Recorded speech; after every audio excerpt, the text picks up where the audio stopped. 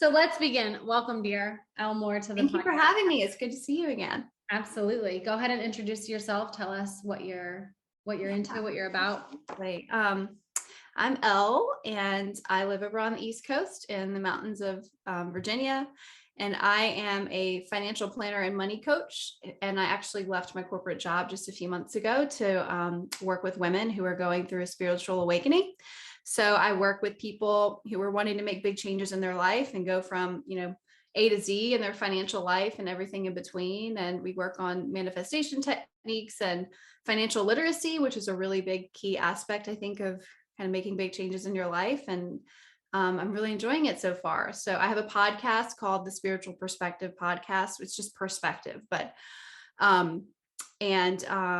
that's been out since last October. And I put out regular episodes about financial literacy, which are my Finance 101 episodes. And then I bring on guests from all walks of life to share their own awakening stories and their views and ideas about money in this new age. So that's what I do. Awesome. Welcome, hon. Thank you. I'm really interested because I talk a lot about wealth energetics because I study wealthy women and the patterns and the habits, and just being a hypnotherapist, that's kind of my realm of genius. And how can we replicate that, or how can we borrow that energy, and produce similar results?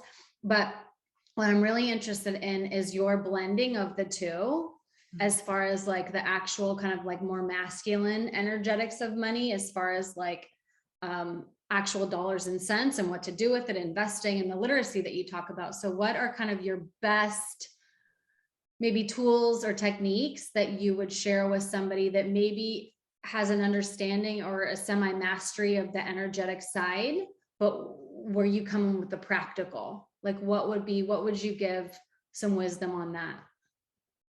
Well, I think if you have the energetics, you have about 80% of what you need. It's just then taking the action, right? And taking the action can be challenging because we're faced with so much conflicting financial advice out there. You Google investing or saving or money, and you've got 10 different financial gurus and planners talking about different things. So I think getting really clear on what your financial goals are, what the action steps need to be, is kind of step one. And increasing your financial literacy, because as women, we do not learn about money growing up or in school. I would say 80% of people don't even talk about money with their parents growing up. Their parents aren't teaching them. Then we go to school and we're not taught about money or taxes. And being women, it is still common that we have a lower financial literacy rate than men, often because women end up getting married and they expect their partner to handle the finances. And so that's obviously changing in this world. And I think that's fantastic. But the key is really knowledge and learning everything you can about finance, because whether or not we love the system, the capitalist system we're in or not, we have to still kind of play the game. And if you're not playing the game and you're not investing and you're not learning about money and how to allocate it, how to budget, how to save, learning about cash flow, learning about taxes and running a business, then you're not going to be successful in your business or in your life, because you're either relying on somebody else, you're relying on a partner, or you're just in the dark and you're not able to catch up. So I think taking the action and increasing your literacy are my top two tips. And in terms of increasing your literacy, there's a lot of really great podcasts out there. Mine is one, but there's so many others. And I think even finding a few people that resonate with you is just key. Not finding 10, because you're going to find 10 different opinions, finding a few people that really resonate. What I specialize in is obviously specifically working with women, working with people who have the spiritual side, who are focused on their own values, aligning with their investments in their life. Because I think you can go out there and find some great financial planners, but they're not looking at the value side of things. They're not looking at, what do I value? Who am I as a person? Right. So really aligning your values with your investments is another key, especially if you're going through an awakening process, or you're just somebody who cares about the world. You care about sustainability and where your dollar is going. So there are a lot of things you can do, but I think just the knowledge is key, because once you have the knowledge, you can start to take action steps and set goals. Setting goals is key initially, and then kind of moving from there investing comes so much later, even though I'm a Mm-hmm. financial planner, people want to jump right into investing. It's like, I can talk about investing today. I can talk about a lot of different things and the basic principles of investing, which are really important, but you got to invest in yourself first, and get to know yourself first, master the energetics, then focus on the goal setting and the action taking. And then the investing stuff comes later. And then I teach manifestation, because I feel like you can incorporate manifestation early on with the energetics, but when you have the two, when you blend the action with the energetics, that's when you can really make things happen in your life and manifest literally anything. So it's, manifestation is more complex than I think some people make it out to be. So we talk about all that and more on my podcast. And you're a Taurus sun, aren't you? I am. We're both Taurus. I Yes. remember. Yeah. What's your moon sign? Virgo. Okay. I'm a Leo moon. So yeah. Yeah, I'm very practical, very grounded, very analytical. Definitely. If you have the Virgo, you got the combo. Yeah. So that's a good thing though. It is. I'm like I say, I'm the person like you would want on your team, because like the Taurus, we are persistent, we're determined, we're driven, we're loyal, we're stubborn, like in the greatest of ways, I think. Right. And then with the Virgo moon, like the analytical side and the organization, it was like, I'm someone who gets shit done, and every team should have a person that gets shit done. Like you want that person on your team because you're going to get to where you need to be, Definitely. Yeah. Virgos are amazing. I mean, you're like just the Energizer bunnies that keep going. My mom's a Virgo, and she like exhausts me when she comes to stay in town, because she just never stops. She's always doing things. So I exhaust my mom from day one. She's like, I don't know what to do with this. So I like how you said how you teach it from like the practical money side, and then you approach manifestation after. I do agree that it's very simple, manifestation. I think what is not as simple is the mastery of it, but the actual like steps, clear as day, ABC, 1, 2, 3, like real simple, but putting those into practice and getting like the life patterns that we've learned that kind of block us from manifesting so clearly and consciously, like that's, I think, where the real work is. I don't believe manifestation is difficult at all, because we're doing it all the time. Absolutely. But the conscious part. And then sometimes people, my perspective is like, they have to get the energy sorted out first to even bring in money. Exactly. In order to do the practical steps that you mentioned. So and that's why I teach it in that way, because the energy first and then the action steps, because there's some people that are natural manifestors who have all this money coming in, but they don't know how to manage it. And it goes out the door just as quickly as it comes in. And I've seen that a ton as a financial planner, working with people who already are manifesting. And it's incredible to meet these people who they haven't learned the principles of manifestation. They just do it. They're just natural manifestors. And, you might be one, I might be one. I know when I was a kid, I was, and I didn't even realize it, but you have to know how to manage what's coming in the door when you start to acquire wealth. Otherwise it will go just as quickly as it comes in. And so I teach that as a financial planner, because there is a nervous system limit to how much you can handle before your money starts to either flow quickly out the door, or you just you hit a limit where you can't make more. So what is your current relationship with money? Right now, I would say my relationship with money is very different than it used to be. It's taken a lot of work to get where I am. So right now I have a very expansive relationship with money, and I trust it, but I didn't always trust it. And so I was very fearful and living in a scarcity mindset, even though I never should have been in that mindset. I always had it. I always was a natural manifester. I always had money coming in the door. I was always attracting it, but I was always fearful that I would lose it. So I would be hoarding it or thinking that I couldn't give. And so I was definitely in that scarcity mindset, but I started to realize I was in that mindset when I started to make more money.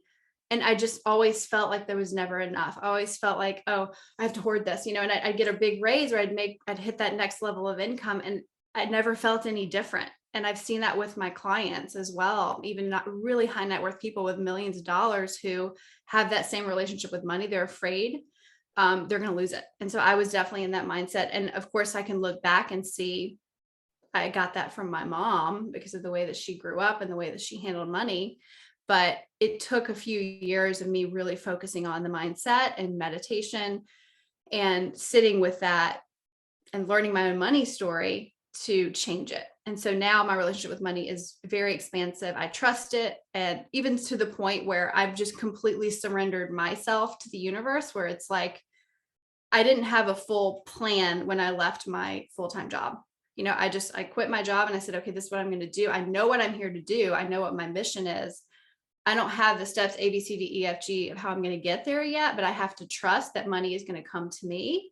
And it has been that has been the case. Thank goodness. But me 2 years ago, there is no way I would have ever done anything like that. I would have had to have everything to a T ready to go. Like, here's exactly what I'm going to do. Here's how much money I'm going to make. And I've been very open and trusting in the process and just let things flow. And I think that surrender to money and the universe, realizing that money is always circulating. It's always there for us. It's always abundant. It's always available to us.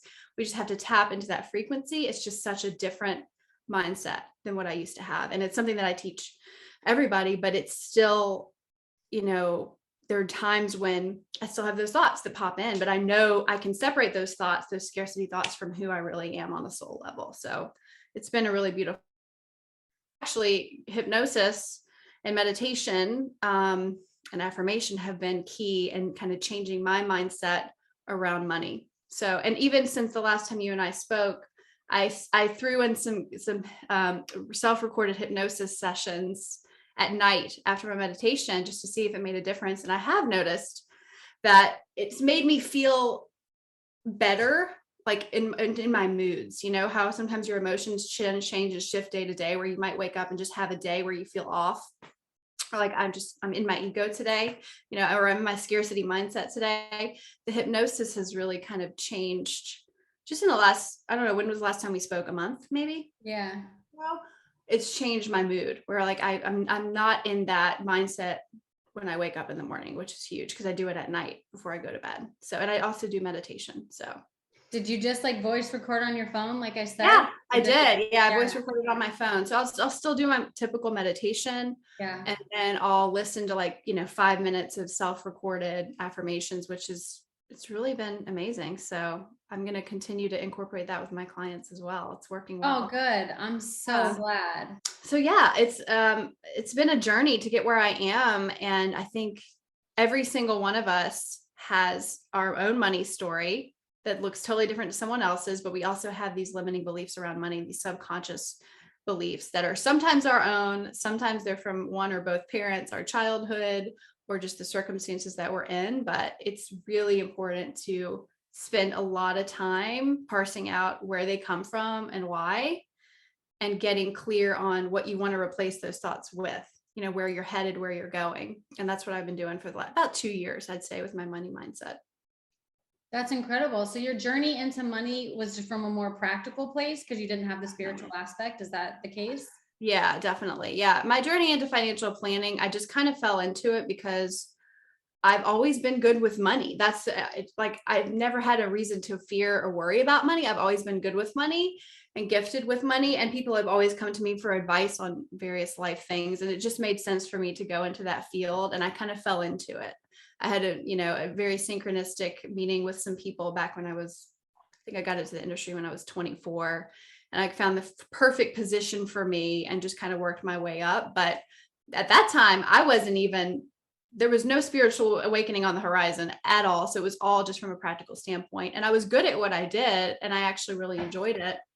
But through the years, I started to feel like there was just something missing. As I started to go through my awakening process, it just didn't feel good anymore in my body. And I was feeling really anxious and just wanted more from life and managing wealthy people's portfolios, because that's basically what I was doing. So does financial planning, does that require any kind of schooling or degree, or is that what's the education in that? Yeah, it typically requires a bachelor's degree. And then to become a certified financial planner, you have to get a couple of licenses.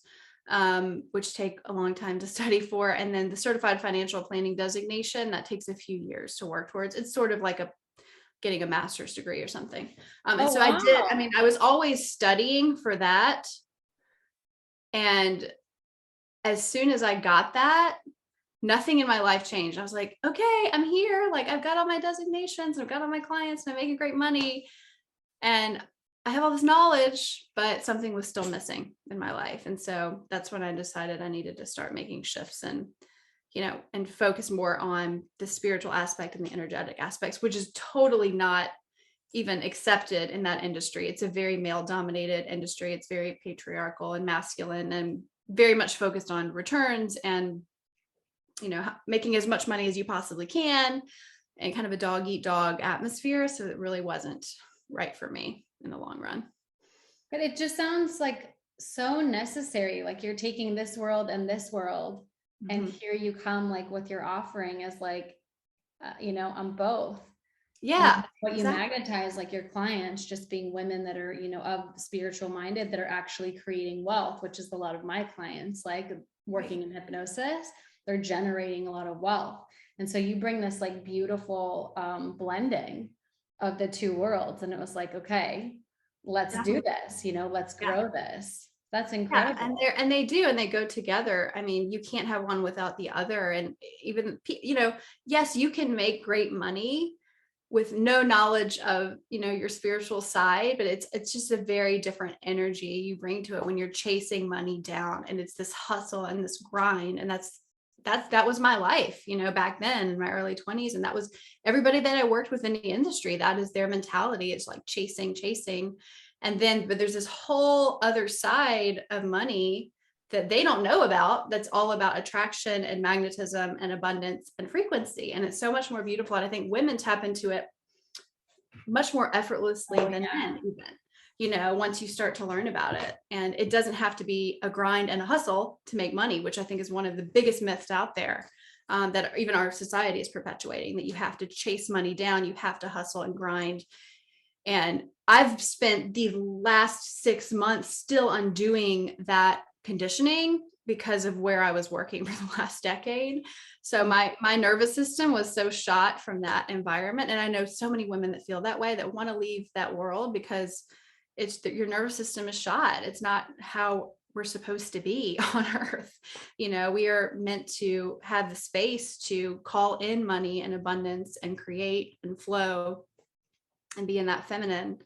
So I'm trying to blend the two to teach women about money. Yeah. And really it takes both. It takes the masculine side of finance and the feminine, the energetic side.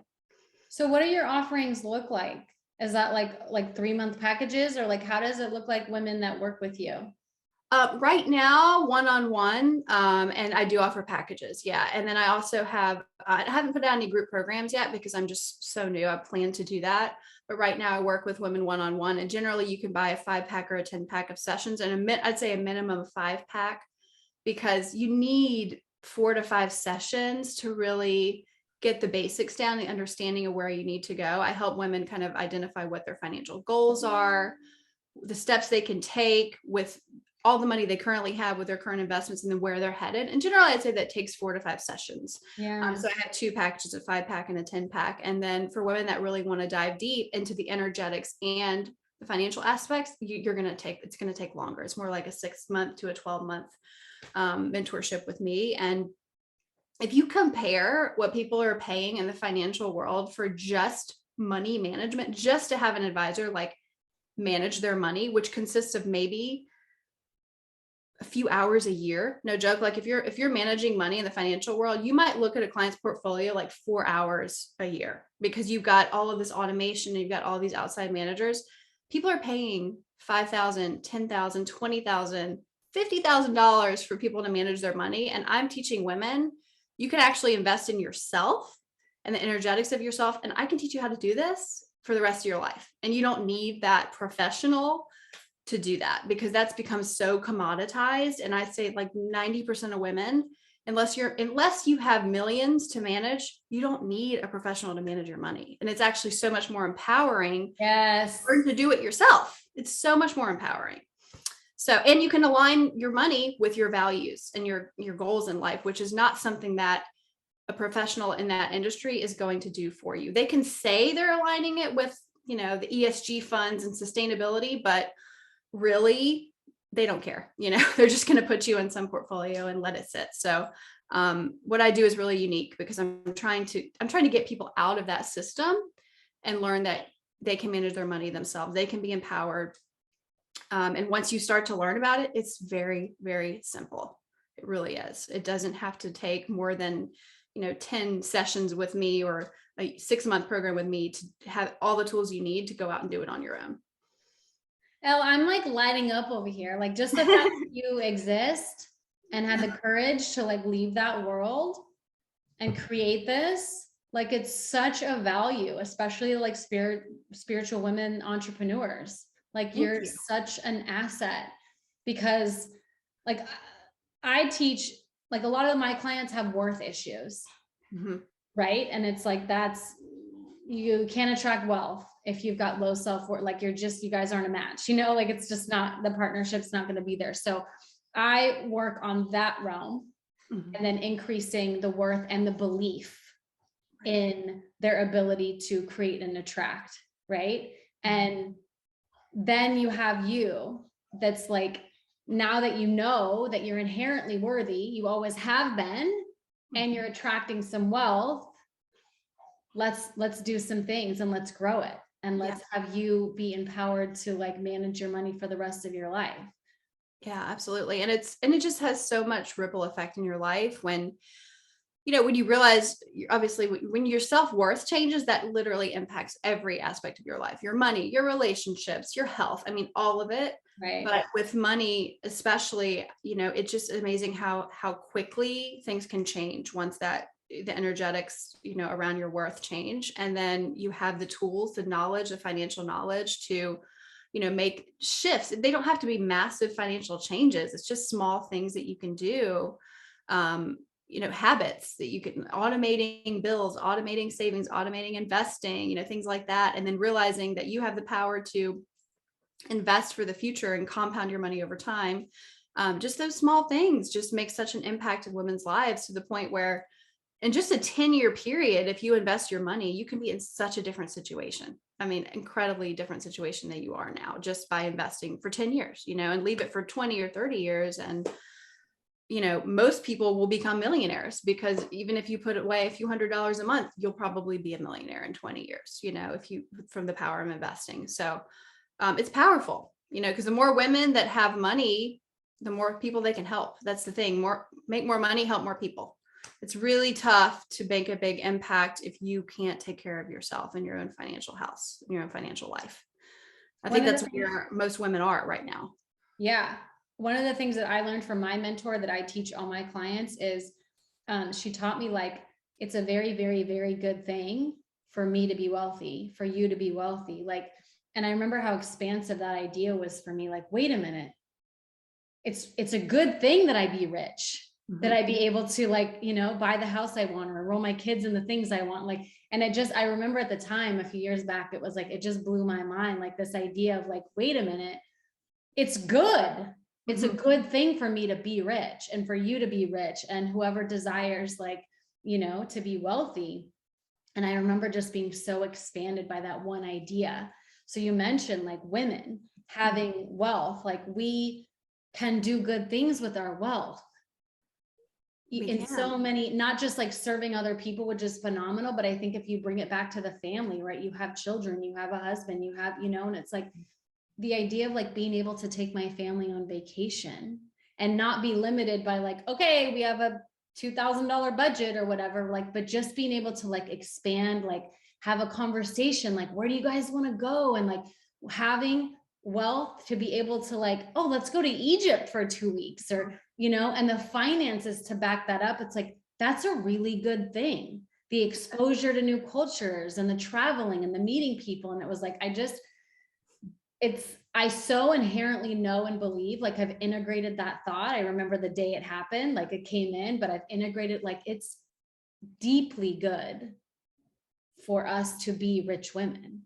It is, because if you think about, the energetics behind you, and what you value and what you love, you're just multiplying that out into the world with your money.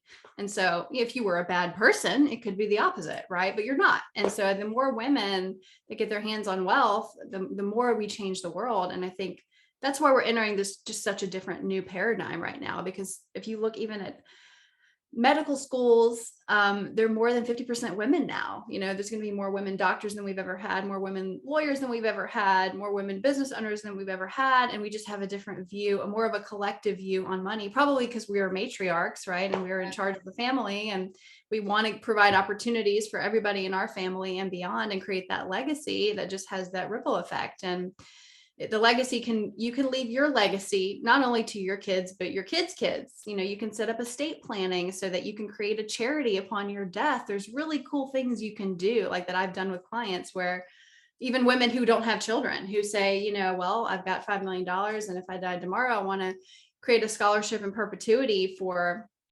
entrepreneurial college grads from my university. Really neat things that you can do with your wealth that I think some people aren't even aware of that you can do. And so, $1 can turn into $10,000, and that 10,000 can turn into 100,000 pretty quickly when you understand financial literacy and compounding and investing and just legacy planning, like we were just talking about. And it's just money equals opportunity. We have to look at it that way, because if you look at money as this bad thing, if you look at it as greed, which, many of us have these stories, right? How money is bad, rich people are bad. I had them too, but those stories are always going to exist, but we get to create a different paradigm and a different reality with the money that we make. And so it's your choice. So if you stay in your own lane and you don't compare yourself to other people and what they're doing with their money, then we can do amazing things. Yeah. One of my values and one of my whys is creating generational wealth. Like that is one thing that drives me, not only to provide a comfortable life for my family, but I want to create a foundation for my children. So, because this is another one of the things, like when you're at a lower level financially, you're in survival mode. You're in constant fight or flight, right? How do I pay the bills? Some people have 2 to 3 jobs, right? So it's like, you don't ever get out of that area of the nervous system to think of, to even dream. What do I want to do? What are my passions? Where do I want to go? And so I am creating generational wealth for my children to have that. They don't have to worry about money. They don't have to worry about 3, 4 jobs, that survival is taken care of. And then what that allows them is the freedom to dream and to play and to have life experiences. And that doesn't mean that you don't work hard or have integrity in your work ethic. But what it means is like that you're safe and secure in your nervous system. So you're allowed to be like, I want to go here. Like my oldest daughter wants to travel and experience all these different cultures. And she can do that because she doesn't have to worry about, well, how am I going to pay for everything? Or how am I going to do all this? And it was like, that is probably my deepest why, to be able to give that gift to the next generation of like, go experience your life because I've got you taken care of from a financial point of view, go explore. Absolutely. That's beautiful. And it's such a privilege too, still in our society. And more than 50% of people in our society don't even have that ability. They don't have that ability. I'm sorry, they have the ability. They just don't have the knowledge and the financial literacy and the education to understand that money could be available to them, right? And so we have more than 50% of people living in that survival mode. And I think the more people we can get out of that, the better. And there's a lot of ways to make that happen. But I think it starts on an individual level. It starts with you. It starts with me. I think with technology and social media now, those people have so much more access to this knowledge, and that's going to change. And the more people that have opportunities, the better, because we don't want to continue in the world that we've been living in for the last 100 years. We want it to be a better place for our children. And I know becoming a mother, I've had this similar feelings to you, Amity, where my priorities have really changed. Before I had a child, I was pretty chill. Like I wouldn't say I had big ambitions to become a multimillionaire. I was comfortable. I was already comfortable. I was making good money. But since having a child, it's completely changed. I'm like, no, I'm going to go after it. Like, completely changed, which is one of the many reasons I started my own business, because when you work for someone else. And it's totally fine if you love working for somebody else, but there's a limit, to what you can make and what you can earn and what you can do.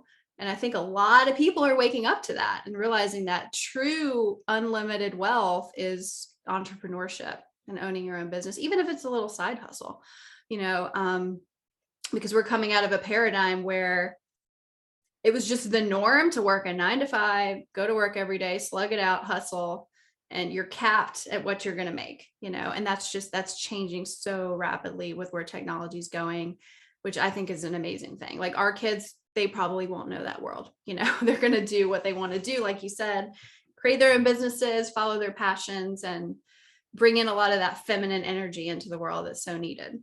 I signed up to be part of the story of changing that narrative for women. Like I share so much free content, like stuff I work one-on-one. Like I'll pop on TikTok real quick and do like a minute video and throw out a process or a technique, or like, similar to stuff I shared on the podcast, right? Just that voice memo, right? And it's like, if you take action on these like free tidbits, you legit can rewire your story. So it's like, I'm so like honored to be part of changing that narrative for women around wealth, so it's not only something I create, I have 2 daughters. And so it's not only something I do in my home, but I actually infuse my business with it and all my clients. And then all the people that watch my free stuff that may never even like come into my paid stuff, but it was like, I just share, like, use this, change your life if you're interested, right? Because nobody can do that for you. I'm a big proponent on radical responsibility. Like you've got to step into the driver's seat of your life. Like similar to you, like I've got all these old stories are not serving me. You have to put in the work to change those stories, to heal, to write a new story, right? Nobody could do that but Elle. Right. So it's like, I give all this stuff away and I know that people are grabbing onto it and they're changing their life.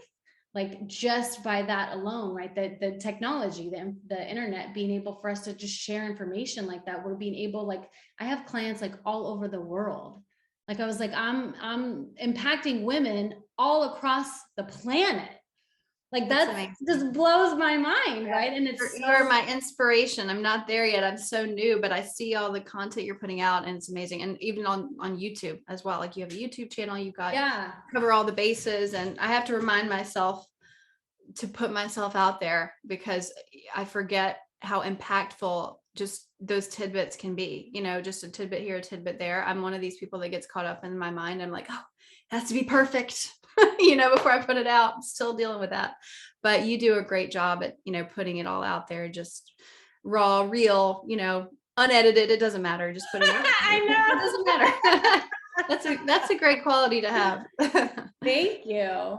It's when something's so important, and one of my mentors taught me this, like it's bigger than us. Mm-hmm. You have a business and I have a business and we're, but it was like, what we're talking about here is so much bigger. You talked about the changing of the paradigm, Elle. You and I are part of the reason the paradigm is changing. And if we'd like just let that idea land, that's fucking huge. We signed up to be leaders in changing the consciousness of the planet. What? Big deal. Yeah. Big deal. Don't put pressure on me here. Right?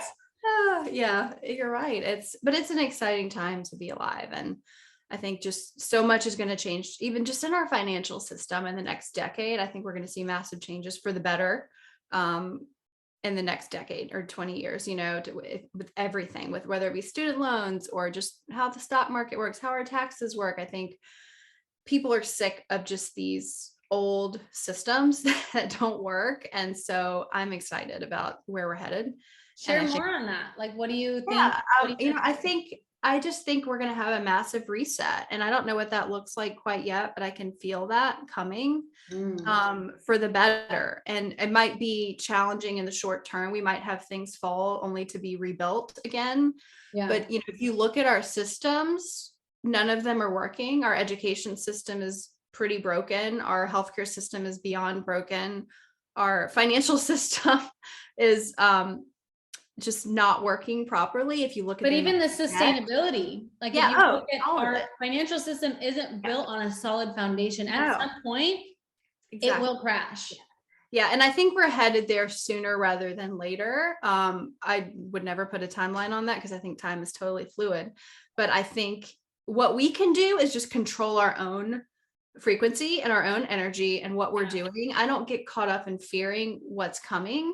I'm not going to, tell people to put all their money in cash under the mattress. It's just keep living your life, keep investing, keep doing all the things you need to do to live a rich, abundant, wealthy life. And we'll see what happens with all the systems. I hope they do change. And, we can continue to talk about this. And the more people that talk about it, well, our elected officials are all pretty old. So hopefully they'll all be out in the next 20, 30 years and new people are coming in. So, we're just going to replace the old with the new. And, but I mean, every single one of our systems and institutions is going to have to change to support this, new frequency and new paradigm. And financially, I think it will be much more centered on energetics and working less, and there's already people that are saying like, we need to go to a 4-day work week. People are starting to realize it's bad for our health and bad for all of us, the family unit, to be working as much as we are. And so I see that already changing, but I think we're going to see even more massive changes and we've seen so much change with the remote work. People are saying, nope, I'm not going in the office. I'm not working in an office anymore. So it's shifting pretty rapidly. And I think from a healthcare standpoint, hopefully we'll see more, functional medicine, alternative modalities come into healthcare and kind of a blend of the two, because it is ridiculous to me that you have to have 6 to 8 practitioners, to keep you healthy, Right? Like it'd be great if we could have a system where we can kind of tap into all those different people, but in a more holistic way. And it was the norm to be able to have a chiropractor and an acupuncturist and a therapist and a master healer available to you with health insurance, or just at least the knowledge that they exist, because 90% of the population does not have the knowledge that we do about, alternative methods of healing. So I think that system's going to change too. Even that, like the alternative name, like what we're into is actually like ancient. Yes. It's been around so much longer than our healthcare system. Thank you. Mm-hmm. So this label of like, I know you didn't do it, but it was like, I always giggle. Yeah. When I talk about like allopathic medicine is like the end all be all. And like all this herbs and all this other stuff is alternative. And it was like, it's ancient and from the earth. And and it was like, it's the original medicine, original healing. And it's so silly. Yeah. We've given it the completely, it's just so backwards that it's considered dangerous. That's what gets me is are herbs really dangerous? No, like I'm not afraid to take some herbs for my health. I'm not afraid to go to Mother Earth for the answers that I need in my health. I'm afraid to have a needle stuck in my body or take medication. So rightfully so. I'm also a huge proponent, and I love when everything kind of got shaken up. I'm a huge proponent of people going into work that like truly lights them up, that brings them joy. Because the other thing I see, so many people are working for a paycheck because they're stuck in that survival mode, right? I need X amount of dollars to buy food, pay rent, and all that. So it's like, I can get a job here at Costco and, it pays me. And it was like, but if you talk about them, I've always been like so interested in people, like what lights you up? What are your desires? Like, I'm so interested in that. And it's like, how do you get yourself there? Like, and I teach that it was like one step in that direction. You don't have to know the end result, right? I mean, you do. We want that end picture, right? I run my own successful company doing this, right? Is the end result. And it's like each day, one tiny step. So maybe that's a post online or a phone call to a friend or a podcast interview or or a hypnosis that like amplifies your belief in yourself, or like just one small step. I really want to be part of that conversation of like just supporting people in relaxing out of fight or flight and moving into a more like relaxed, joyous sense of being, because we need purpose. We need self-expression and creative. Like my business, I told my husband, I was like, this is my creative expression.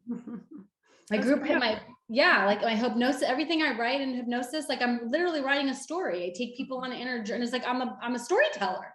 Like you wouldn't think that, but it was like, this is my, and even yours. Like if you say I'm a spiritual financial planner, like if you look at your business from an outside, pardon my puppy,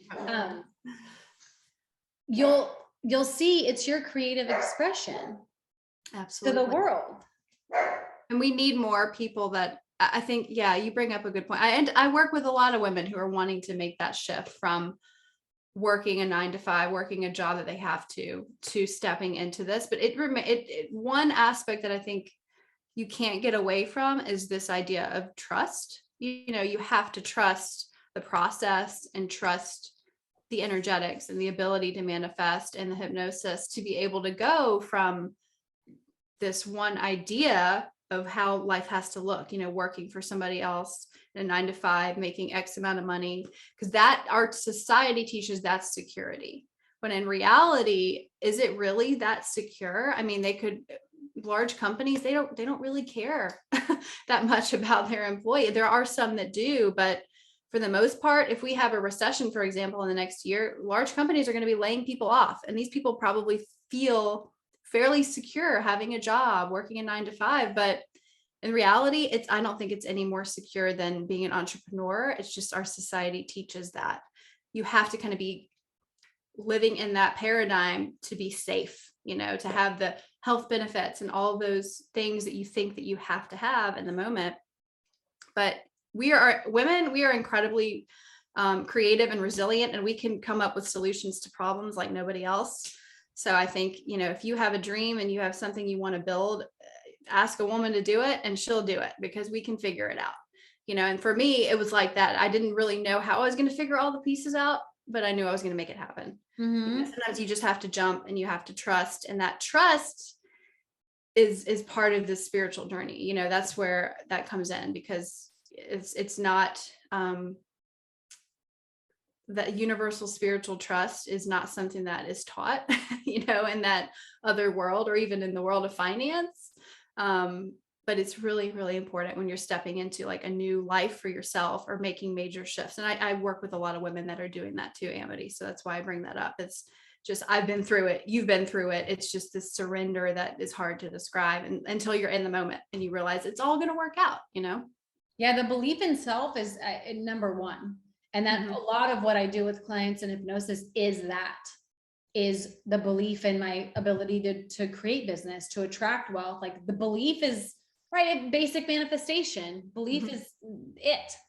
You have that. And it's like everything else is kind of second nature. And you bring up trust. I have found that on my journey and the women that I've worked with, trust in ourself is really what women lack. It's doubt, right? They've replaced self-trust with doubt. And if you can turn that around and replace the doubt with self-trust, trusting in their abilities, trusting in their capacity, trusting in them being able to navigate challenging times, like it's 100% in my eyes, trusting in themselves. Because when a woman locks in that, I can do this, like you said, I don't know how, but I know I can. It's a done deal. It's a done deal. Yeah. And then the universe rushes in. The steps reveal themselves, you know, but they never reveal themselves like all at once. It's not like you're going to quit your job and go, oh, okay, I have these 10 things I have to do. Like you're only going to take one step at a time. Yes. And with your money, it goes the same way. You know, you make small changes one day at a time, one step at a time.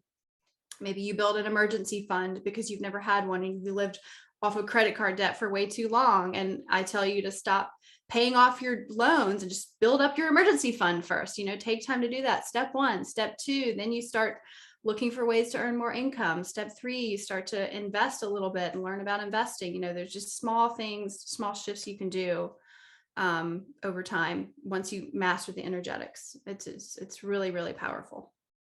That's incredible. I wrote in my notes, marriage and money. That's a hot topic. No, but that's, I was looking at your stuff and that's something that you seem to be pretty I think, you know, every financial planner has different ideas on married people with money, but for me, women, we still have to be independent and sovereign beings. And so when you're married, I think you have to take a good look at it's not about who's earning the money, but it's about financial transparency in the marriage and making sure that you're open with each other. And also you still have a level of independence. And I teach that to all the women that I work with, because I've had so many clients over the years, women in their 50s, 60s, who were married for years, who were so dependent on their spouses financially, and the marriage ends, and they're left with no knowledge, no financial literacy, no knowledge of even where their money is, how much money they have, how to manage it. And they don't have power, anymore, because it's been taken away from them from the standpoint of how their accounts were set up in the first place, like how the accounts are owned. The titling of your assets, the titling of your home is really, really important. The titling of your mortgage is really, really important when you're married, because more than 50% of marriages end in divorce. And people do not want to face that fact. Like I'm not going to tell you I'm going to get divorced. I love my husband, but who knows? Right. We never know. And so we often don't set up our financial lives with that in mind. And then something bad happens, and you do end up divorced. And then it's very common that the woman is the one left holding the bag. Like, wait, I have to completely rebuild my financial life because I haven't been working, or I was taking care of my kids. And that's amazing. Like, I think we should be taking care of our kids. But if you don't have a backup plan, or you don't have accounts in your own name, or you don't have your name on the home, there's just so many things that can go wrong. And so I do a lot of education just around like estate planning and legacy planning for women, and how to title your accounts. It's like basic things that really matter in marriage, because it is a legal contract.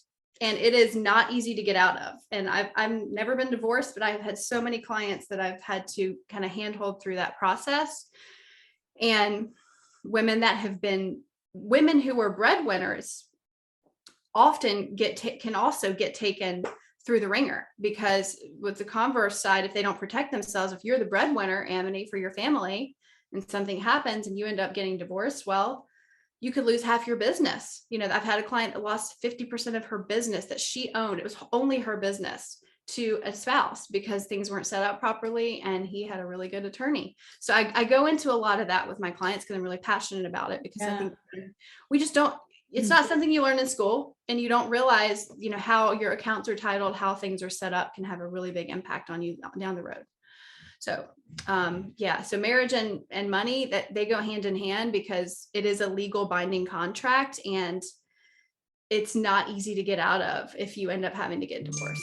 And then on the flip side, if you're happily married, and how do you handle money? I think it's completely dependent on how you want to handle it together. But I think transparency is really important. I have clients who keep everything separate because they're both high earners.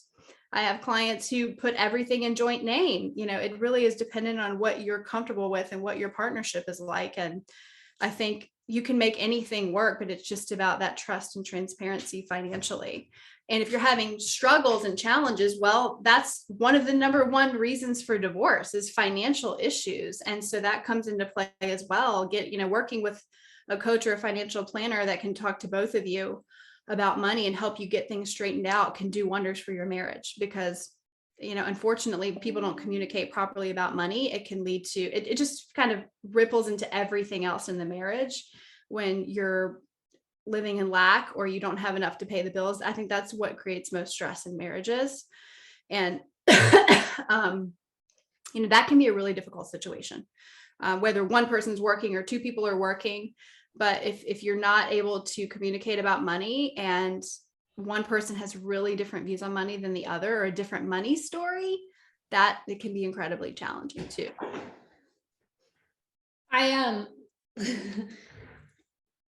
Do you handle all your finances? I handle the finances for our family and mine, but my husband and I have regular meetings about it. So we chat about it, we communicate about it. I'm really transparent about everything. And we also have accounts in our own name, just so we have some level of independence. Like, we have a joint account, but we also have accounts in our own name for privacy and independence, because like for gift giving and that kind of thing, we have a little bit of freedom and fun. And I do too. We both have jobs, we both work, but I think from a marital standpoint, we've been married for 10 years and together for 17. And so we trust each other. And so, we're very transparent about everything. But I think having regular meetings, or we call coffee dates, we just go on a coffee date and we talk about things for like 10 minutes and get it out of the way and then talk about other things. And it's great. But it can be fun. It doesn't have to be a full hour of, looking at spreadsheets together. That's not what we do. But I come to him with, hey, here's what the budget is. Here's what's going on. Here's some big expenses that we might have coming up, and just kind of run through the numbers with him. And so everybody can do it differently, but I think having the conversation and getting together is really important. And then also talking about your estate plan and kind of legacy planning. If you don't have a will in place, if you don't, have anything in place for your family, life insurance, if you have kids, those are things that really need to happen sooner rather than later if you're married and you have children. I've never heard the term legacy planning. I love that. I know of estate planning, but legacy planning, is that a thing? Did you make that up, or is that? No, there's some people that use that term. I like it because for me, it's, you could talk about legacy planning in terms of gifting to other people, and then also leaving money to your kids, but also divorce. It kind of covers everything because divorce is so common in our society. So I like to call it legacy planning. Yeah. I love that. Like when you said that, I'm like, God, that sounds amazing, because legacy is so important, especially as women who are creating something. Legacy planning, right? And it's like when you're gone, right? I think of that. I have 3 kids, and it was like my legacy I've left here for you, right? Because the generational wealth is a thing. Exactly. Yeah. I'm going to say it again. Like I'm so glad you exist. Oh, thank you. You're just so needed. You're just so, because there's so many of us like spiritual entrepreneurs out here, and then you have like the hardcore money, and it was like, and here you come in, and I'm so grateful. We're in between. Yeah. Well, thank you for having me on. I know I need to get out there more. I'm so new to this, and it's difficult for me because I'm used to working in an office with clients face to face, just in this very traditional career. And so it's been a big shift to get out here and kind of get on other people's podcasts and do my own podcast and put myself out there. So I'm really happy to chat with you, and, anytime. And feel free to share this with your followers or not, but I would love for people to come check my podcast out as well if they want to learn more about, financial literacy. And it really is such a mix. I mean, some episodes are very based on spiritual modalities, like we bring in human design and astrology and different aspects to money, and then some episodes are very focused on paying down your debt, that kind of thing. They're both really needed. Yeah, no, and I'm gonna keep your name for my clients too. When they get into that wealth frequency and they start attracting the money that they are wanting, I will absolutely send them your way to help build that foundation. Because I think what's so important, and this is all my work is laced with, I don't want to see my clients for years on end. Like that's never my goal. I want to see you for a little bit, but my whole goal is to equip you with the tools, and it's exactly what you said, right? 5-10 sessions, maybe a 6-month, right? Mentorship. And then it's like, you're equipped for life to manage your money and grow it. Like that's what my practice is built on. I see you for a chunk of time. We build that foundation. I teach you self-hypnosis. Like you literally can drop yourself in and reprogram for the rest of your life, right? And if you need a tune-up or question or whatever, I'm here. But my whole practice is built on the empowerment of women, and yours is too. And that makes me so happy. You're not like, see me for a lifetime or pay me each month. And that's another big reason I left the financial industry, because their goal is to see you for your life and charge you $5,000, $10,000, $20,000 a year to manage your money. None of the behavioral, energetic stuff about money, just manage your money for the rest of your life. And they're not going to teach you what you need to know to manage it yourself. And it's not as empowering. And it's just, it kind of perpetuates that old paradigm that you're empowering at all. No, it's not empowering. So I think the more women that can realize that and kind of rise up and learn about their own energy and money, the better, So you legit set women up for success. Absolutely. It's Incredible. It's my goal in every aspect. And then, you know, the energetic principles, right? That's what you put out in the world. And that also creates your success, you know, your full circle. Elle, thank you so much. It was a pleasure. Thank you for having me, Amity.